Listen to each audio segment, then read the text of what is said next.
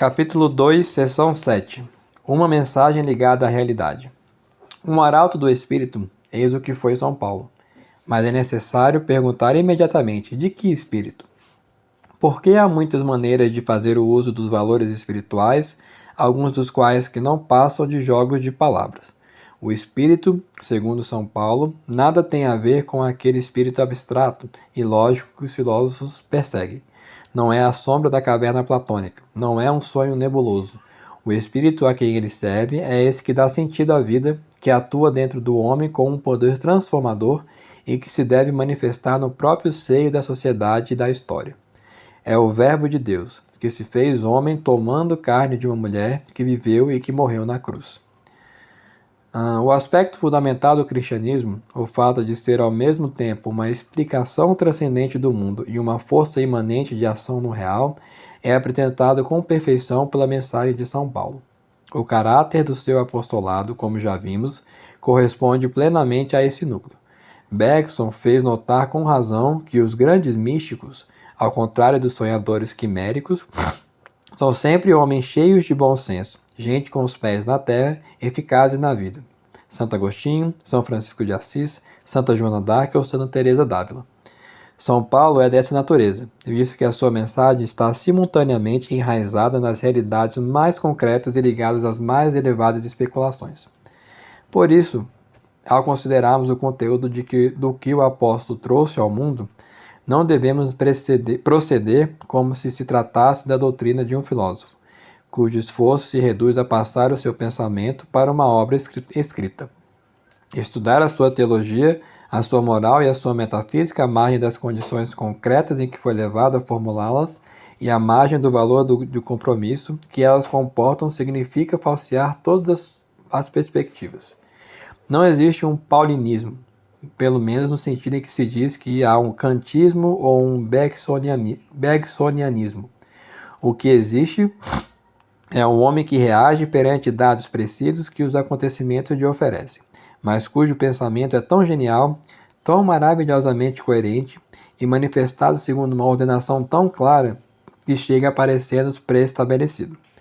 É sempre em função de um acontecimento concreto da sua ação apostólica ou da vida das primeiras comunidades que São Paulo formula a sua doutrina.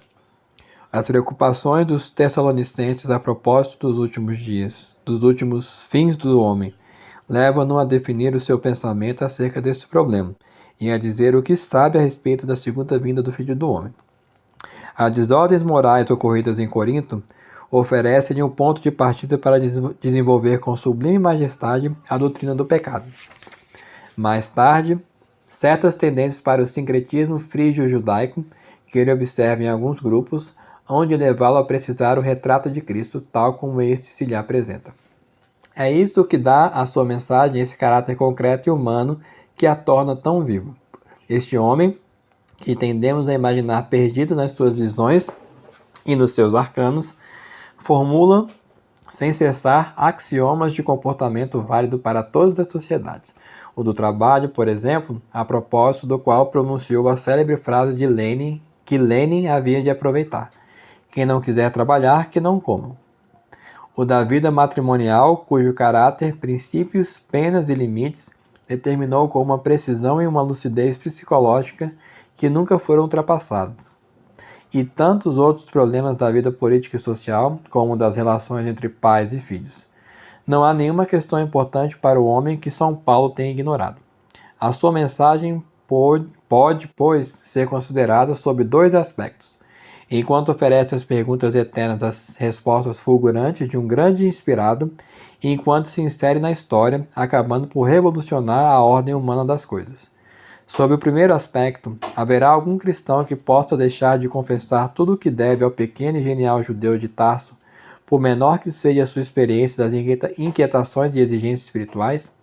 Quem poderá esquecer a cintilante síntese que o apóstolo faz entre a morte e o pecado? Ou a comovente exposição sobre a caridade, que ainda há pouco líamos na sua primeira epístola aos Coríntios? Ou essa profunda consciência da miséria do homem, redimida e apaziguada pela promessa de salvação? Tudo isso nos toca no fundo da alma, São Paulo está no próprio âmago das nossas pelejas mais íntimos. O segundo aspecto vai nos mostrar como esta mensagem estava destinada a produzir uma mudança radical de objetivos, não somente na igreja, mas em todo o universo de sua época. Mas é preciso sublinhar bem que, para o apóstolo, os dois pontos de vista coexistem e identificam-se. É porque está inteiramente a serviço do Espírito que São Paulo vai transformar o mundo, e, paralelamente, é pela resolução de questões de atualidade imediata que ele formula doutrinas eternas.